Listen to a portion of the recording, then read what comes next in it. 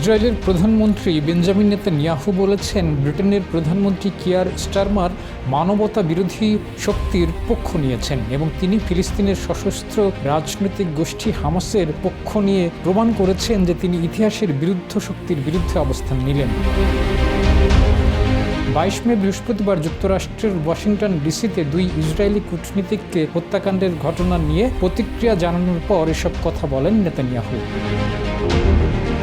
তিনি আরও অভিযোগ করেন, ফ্রান্সের প্রেসিডেন্ট ইমানুয়েল ম্যাক্রন, অস্ট্রেলিয়ার প্রধানমন্ত্রী মার্ক কার্নিও গণহত্যাকারী এবং অপহরণকারীদের পক্ষ নিয়েছেন। নেতানিয়াহু বলেন, হামাস ইসরায়েলকে ধ্বংস করে দিতে চায় এবং ইহুদিদের নিশ্চিহ্ন করতে চায়। নেতানিয়াহু বলেন, ইসরায়েলের ঘনিষ্ঠ কিছু মিত্রই এখন চাইছে ইসরায়েল আত্মসমর্পণ করুক এবং এটা মেনে নেক যে হামাসের গণহত্যাকারী বাহিনী টিকে থাকবে। নেতানিয়াহু অভিযোগ করেন, ইউরোপের নেতারা ইতিহাসের ভুল দিকে সমর্থন দিয়েছেন।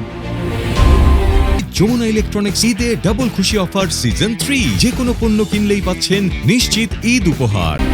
শুক্রবারই নেতানিয়াহুর ব্রিটিশ প্রধানমন্ত্রীকে নিয়ে এমন সমালোচনাকে প্রত্যাখ্যান করেছেন যুক্তরাজ্যের সশস্ত্র বাহিনীর মন্ত্রী লুক পোলার্ড। তিনি বলেছেন, যতক্ষণ মানবতার গণ্ডির মধ্যে থেকে ইসরায়েল আত্মরক্ষার কথা বলেছে, 2023 সালের 7 অক্টোবরের হামলার পর থেকেই সেই অবস্থানে যুক্তরাজ্য ইসরায়েলের প্রতি সমর্থন দেখিয়ে আসছে। তবে খাদ্য সংকটে গাজায় যে অবস্থা তৈরি হয়েছে তা নিয়ে যুক্তরাজ্য সন্তুষ্ট নয়। বৃহস্পতিবার গাজায় ত্রাণবাহী 90টি লরি প্রবেশ করতে দিয়েছে ইসরায়েল। জাতিসংঘ জানিয়েছে, প্রয়োজনের তুলনায় তা খুবই সামান্য। গত 11 মাস ধরে গাজাকে সম্পূর্ণভাবে অবরুদ্ধ করে রাখার পর আন্তর্জাতিক চাপ এবং দুর্ভিক্ষের সম্ভাবনা দেখা দেওয়ায় খাদ্য সহায়তা প্রবেশের অনুমতি দিয়েছে ইসরায়েল।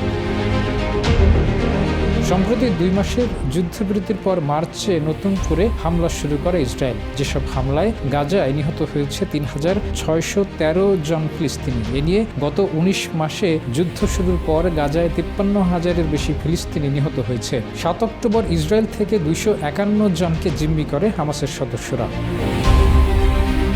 সম্প্রতি ইউরোপের প্রভাবশালী 3 দেশের নেতা শিগগিরই ফিলিস্তিনের গাজায় ইসরায়েলের হামলা বন্ধ করতে বলেন এবং ইসরায়েল যদি পশ্চিমাদের এ কথার গুরুত্ব না দেয় তবে কঠোর পরিণতিরও হুঁশিয়ারি দেন। গাজায় ইসরায়েল তার হামলার মাত্রা বাড়ালে একে অগ্রহণযোগ্য বলেন তারা। গাজায় যে মানবিক পরিস্থিতি তৈরি হয়েছে তা অসহনীয় পর্যায়ে পৌঁছেছে বলেও মনে করে ইউরোপ। যদিও যুক্তরাষ্ট্রের হামলা নিয়ে স্টারমারের দপ্তর ডাউনিং স্ট্রিট জানিয়েছে যে সেখানে ইহুদি বিদ্বেষ এমন একটি দানবীয় পর্যায়ে পৌঁছেছে যাকে অবশ্যই থামাতে হবে। ইউরোপের ওই 3টি দেশই ওয়াশিংটন ডিসির হামলার নিন্দা জানিয়েছেন। ডিসির ইহুদি জাদুঘরের আয়োজনে একটি অনুষ্ঠানে অংশ নেওয়ার পর ওয়াশিংটন ডিসির ওই 2 ইসরায়েলি কূটনীতিক ইয়ারন লিচচিনস্কি এবং সারা লিন মিলগ্রিম দম্পতিকে বৃহস্পতিবার গুলি করে হত্যা করা হয়। হত্যাকাণ্ডের ঘটনায় আটক হওয়া ব্যক্তি ফিলিস্তিনিদের মুক্ত করার ঘোষণা করছিলেন। 2023 সালের 7 অক্টোবর ইসরায়েলের ভেতরে হামাসের হামলায় প্রায় 1100 ইসরায়েলি নাগরিক নিহত হওয়ার পর ইউরোপের এই দেশগুলো তখন ইসরায়েলকে সমর্থন দিয়েছিল। তবে ইসরায়েলের এই অভিযান শুরুর প্রায় 19 মাস পরে এমন কঠোর ভাষায় ইসরায়েলের সমালোচনা করেছে এসব দেশ। 21 মে স্টারমার জানান, গাজায় যে সামান্য পরিমাণ খাদ্য সহায়তা এখন ইসরায়েল প্রবেশের অনুমতি দিচ্ছে তাও যথেষ্ট নয়। এ কারণে ইসরায়েলের সঙ্গে একটি বাণিজ্য আলোচনাও স্থগিত করে যুক্তরাজ্য। ডেস্ক রিপোর্ট, যা।